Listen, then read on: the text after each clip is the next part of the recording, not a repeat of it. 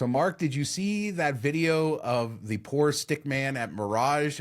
I guess this is a little bit of a throwback, an older video, but it just surfaced of somebody throwing dice at a craps table. And this is probably what it would be like if I threw the dice. No, I'm just kidding, but it's fun to watch. Did you just want to make everybody sad about the Mirage again? Is that why you brought this up? No, it just surfaced and it was funny and we needed an intro. So there you go. I call it karma for all the times the stick man has knocked my dice down because he thought I threw him too high. Payback. You probably deserved it.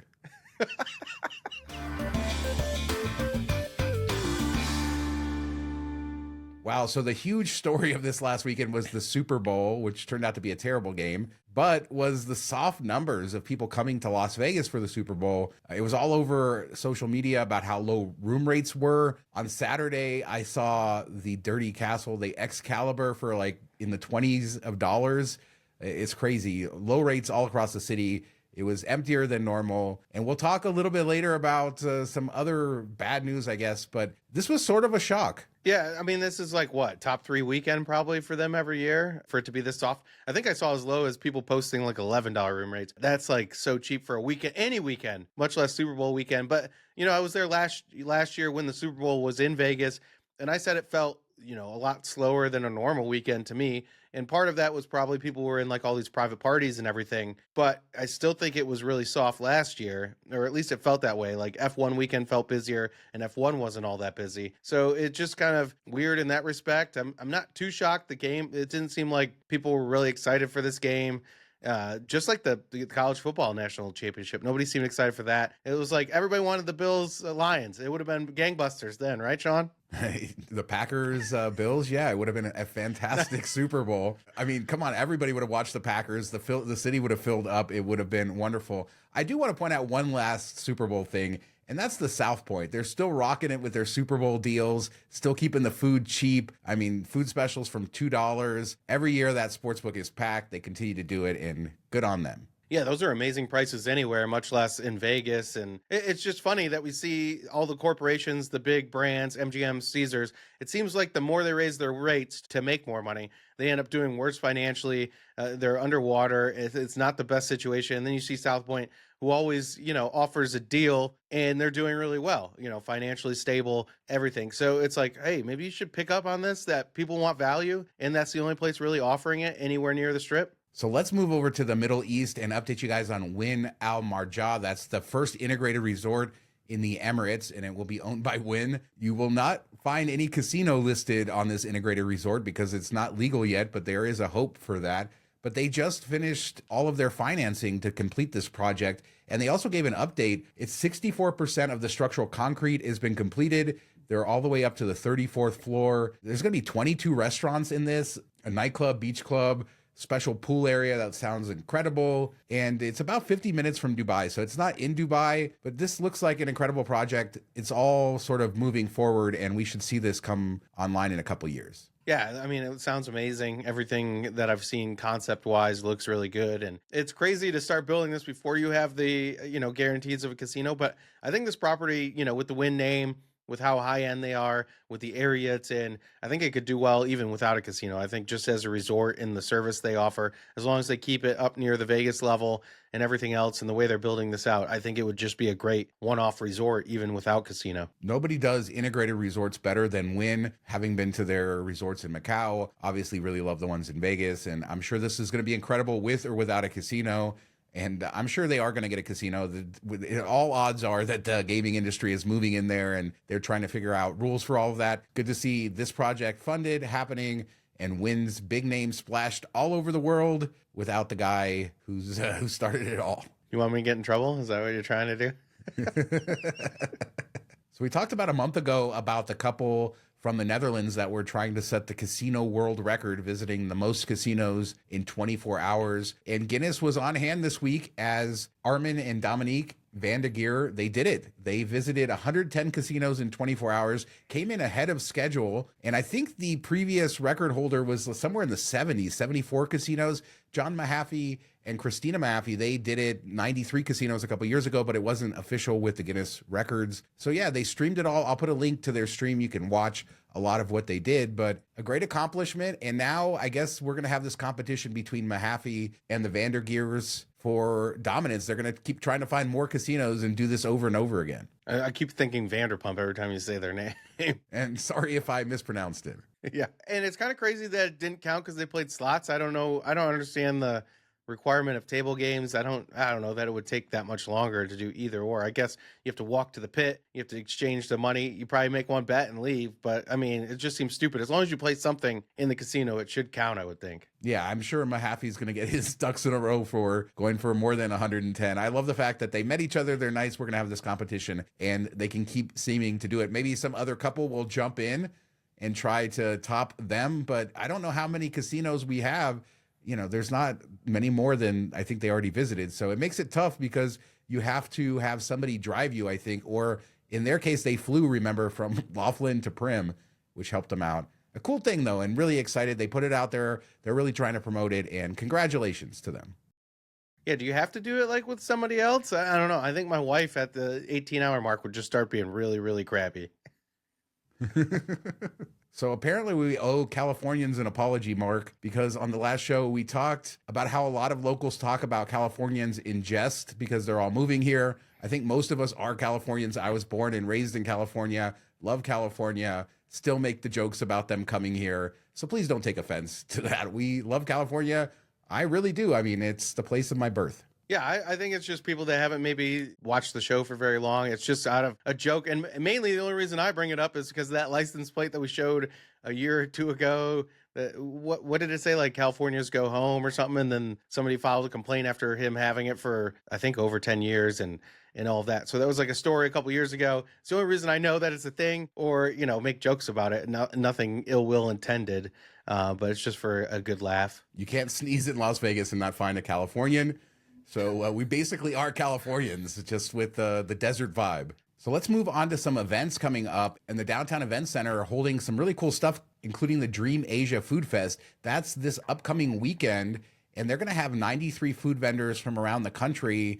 They're going to have performances, Asian-themed stuff. It's like $12 to get in. There's a VIP for $45. But it sounds like the food is going to be amazing. This looks great. So basically what we were hoping Resorts World was going to be, that's what we're getting? I guess that maybe half the price, hopefully. Oh yeah, probably. I definitely, I looked at the VIP. If you can get it for $45, I would definitely do that. It's got a VIP bar area, different like unique VIP only type of events and stuff like that. But the most important thing is it has VIP only bathrooms. And whenever you're at a festival, especially a food festival, that can be very, very important. The food festivals add up, man. They're expensive to go to if you want, because you can't go to a food festival on a budget and say, okay, well, all this food looks great, but I'm only going to buy one thing or two things. So you end up stuffing yourself. It's a great experience, but they're always much more expensive than you anticipate kind of setting out. That's what I think I like about Portnoy's Pizza Festival is the ticket includes, pizza from each place. You can eat as much as you want.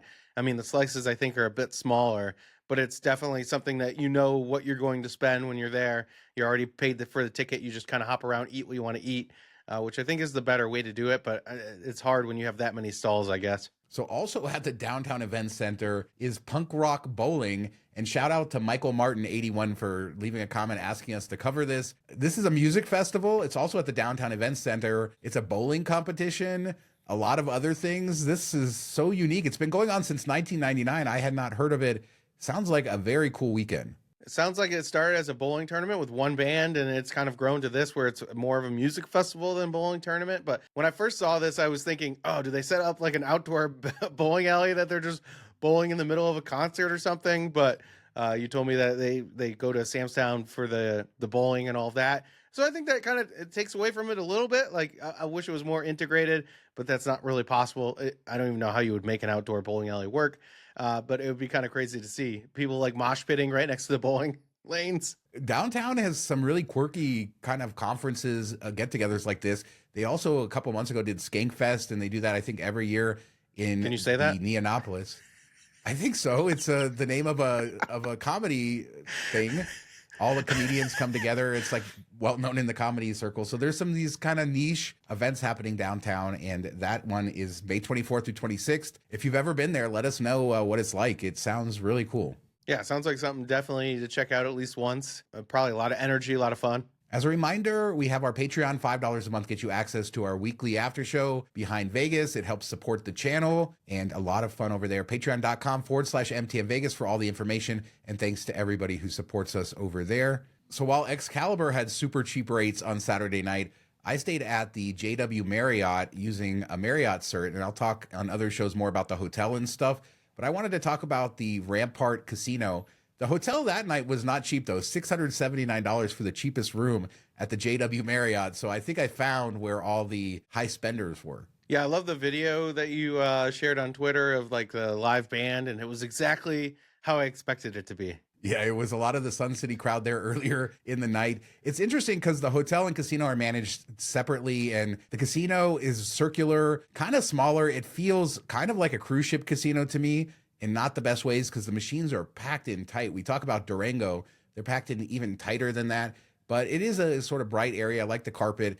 The casino is fine, but as it got busier on Saturday night, it's kind of cool because the band is playing and you can hear that music anywhere in the casino, but it was just so hectic, people everywhere, and just not a lot of places to walk around. So not my favorite casino in that way, but we did have a good time. Yeah, and I like that their rewards program, you can turn the points into Marriott points and stuff. That's an option, or at least it was when we talked about it a year or so ago. I think that's really unique, something you don't really see anywhere else. And it's kind of cool, especially if you're big into Marriott or you gamble there a lot as a local. I think that's a unique thing that maybe not a lot of people know about. So now it's time for a humble brag, but we were playing in the casino, just had a night out, kind of celebrating early Valentine's Day, our anniversary, stuff like that. And Jasmine hit another major, this time on a $1 bet, a little over $1,000, I think $1,048. And it was her first time ever hitting one on a hold and spin, and it sort of plopped in there very quietly. And I was like, oh my God, you just won $1,000. And she couldn't believe it.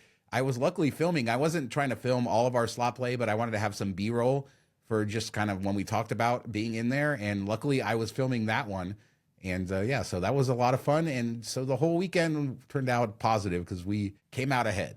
You hit like the sweet spot there too. Over 1,000, but under 1,200. Perfect. Yeah, I even say that on the video. I think it was just under 1,100 with all the other winnings and stuff like that. So that was fun.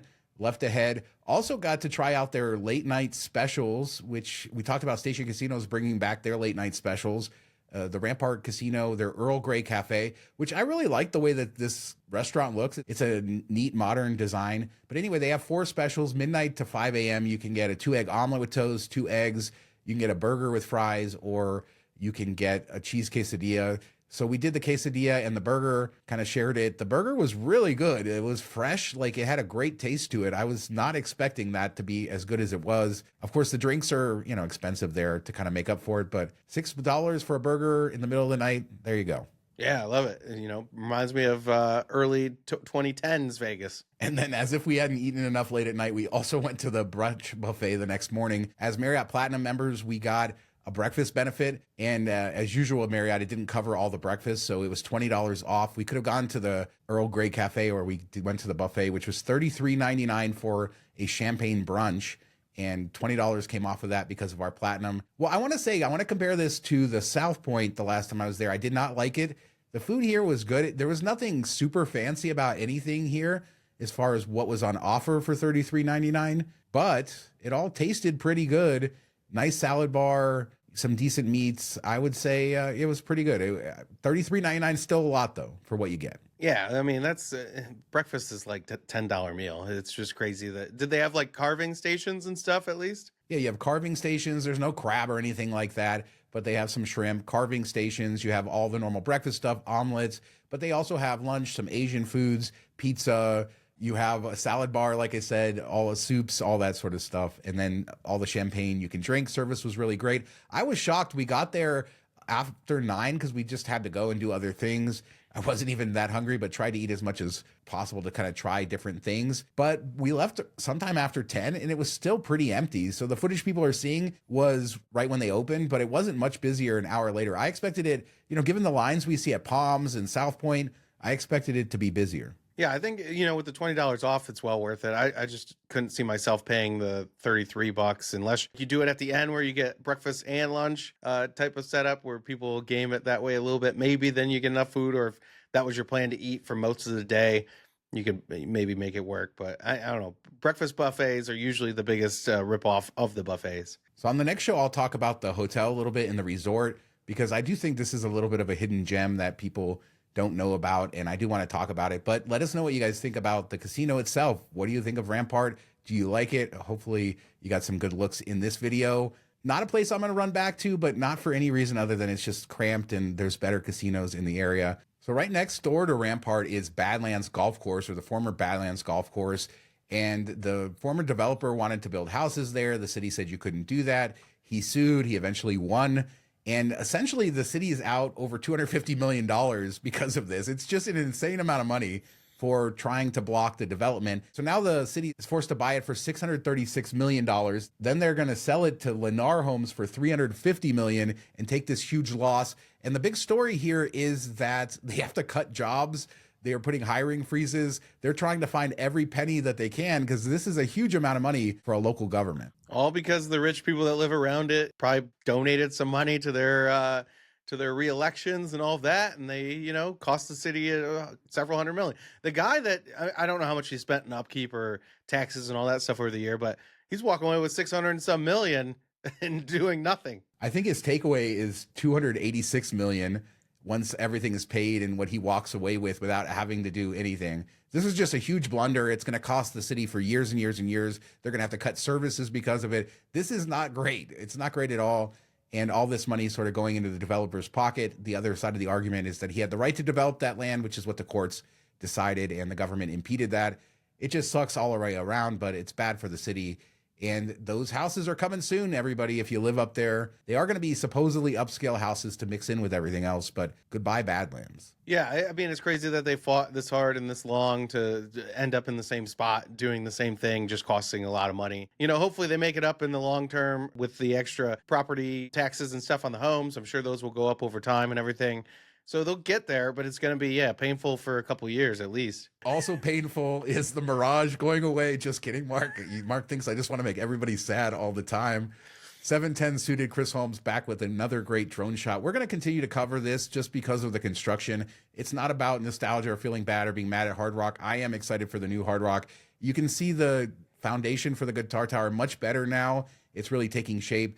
And it'll be interesting when that building starts to get a few stories tall. We should get a much better idea of just how dominating it's going to be. Yeah, I mean, right now it doesn't look all that big compared to the rest of the building and everything, but I'm sure once it's built out, it will feel, and it's going to go out from the base, with the guitar curve shape and all of that. So it's going to be a lot wider than it looks right here, but it will be interesting. I'm looking forward to when it's got 10 or 20 stories built to it to see how it all looks. I'm at the point now where I'm used to the way it looks now. So I don't have all the bad feelings anymore. And now I'm kind of just excited to watch how the construction takes shape. So we will keep you guys updated, but let's close with this. Net income down a lot. We finally got the gaming numbers for all of 2024, including where the money's made, where the money is lost. CDC Gaming had a great put together of all of the data, and it's not good. In fiscal year 24, 307 casinos in Nevada grossed $1 million or more. That's pretty good. They generated net income of $2.6 billion from total revenue of $31.5 billion, but net income fell by $838.2 million or 24.4%. We can go into the Strip and downtown, very similar drops, meaning that revenue is as high as ever, but profits are lower. And we keep talking, everybody complains about the prices, the whole discussion around the Super Bowl and why people aren't coming because they're getting nickel and dimed, $18 beers at Link, but they can't make a profit. Is this the union contract, operating expenses? Maybe Las Vegas is as expensive as it needs to be because the profits are down. Well, they're paying rent on their land now. I mean, that's got to be a big part of it. I'm sure that goes up over time. Selling your property out from under you, maybe not the best long-term strategy. But yeah, I think the union contracts play a big role, but I'm sure that they've cut back staff to kind of get it in line with the previous years. And they brought out robo-bot machines, mixing drinks and all that stuff. I don't know if it's all that. There's probably a lot of overhead, useless overhead. That's what you usually see in big corporations, is it's really fat up top, excess there. So I'm sure that plays a part. Where we just talked about, some of the local casinos offer way cheaper stuff, making more money. They probably have a lot less overhead, a lot less corporate stuff, all of those types of things, which are adding to the cost, and they own their own land. I do think we have to say that the union contract plays a big role because it did come into play, in the difference from year to year. Let's look at the strip. 21.8 billion in total revenue, a 6.8% increase in revenue, while they reported a 40% decline in net income. So they are just not making money. And we complain about all the nickel and diming. If they charge less, they're going to be losing money. And I think, with COVID, they eliminated a lot of positions. I really do think the majority of this is the union contract that's coming back to bite us. But I think also shows you that you're not going to get deals in Las Vegas because they can't operate at lower costs. I don't know. The numbers seem to show that. Yeah, I don't know. Maybe they had a lot of projects that they wrote off. We did see people update a lot of places for F1 and all of that. So that might have hit this year, or they might have depreciated something in the past. We need to see more breakdown. But like you said, union contract has to be the biggest portion of all that. A couple other really quick takeaways. Downtown total revenue was 1.6 billion. So that was up 3.3%. But their net income down 23.1%. So this isn't the strip only. Downtown suffering a lot with the profit margins as well. But there was some other interesting stuff. $4.4 billion in comps given away last year across all the casinos. Slots, 10.8 billion. Table games made 4.2 billion. Sportsbooks made 458.4 million. That's revenue numbers. So that kind of shows you the breakdown. Slots are still king, and they're paying back less than ever before. Yeah, I mean, I bet you every casino wishes they could get rid of all table games and only have slots. You don't have to pay somebody to be there. It just churns money. But hopefully that doesn't happen. I wouldn't be surprised if we saw less and less table games, more of the video type table games, replace even more of this stuff to try to get the costs down in line. On a related note, I think I saw Reggie share this, but I heard bubble craps is becoming sort of viral on social media and on some videos and on some of the gambling places, which is super interesting because everybody hated that game. Everybody's just talking crap about bubble craps. That's the little electronic craps thing that has the little bubble at the top where the dice roll. So it's interesting to see stupid. Table games, electronic. Yeah, but it's becoming viral now, and I think they're getting their way. They're happy about this. Yeah. They don't have to pay a dealer. I guess. It's definitely good for the casino, but I don't know why it's all of a sudden, it's been around forever. I don't know why it's going viral now. Maybe the younger generation that's just getting of gambling age thinks this is a good way to do it because they don't have to deal with a person or feel stupid at the table, all those type of things that when you're first starting out gambling, you always run into. So let us know what you guys think about anything we discussed. Is it possible for Las Vegas to be a value destination? Can they operate with these margins given this information? The Super Bowl, punk rock bowling, have you ever done that? Let us know in the comments. We do 2 shows a week, Tuesdays and Fridays, and we'll be back in a couple days with another show. Thanks so much for watching. Talk to you next time. Have a good week, everybody.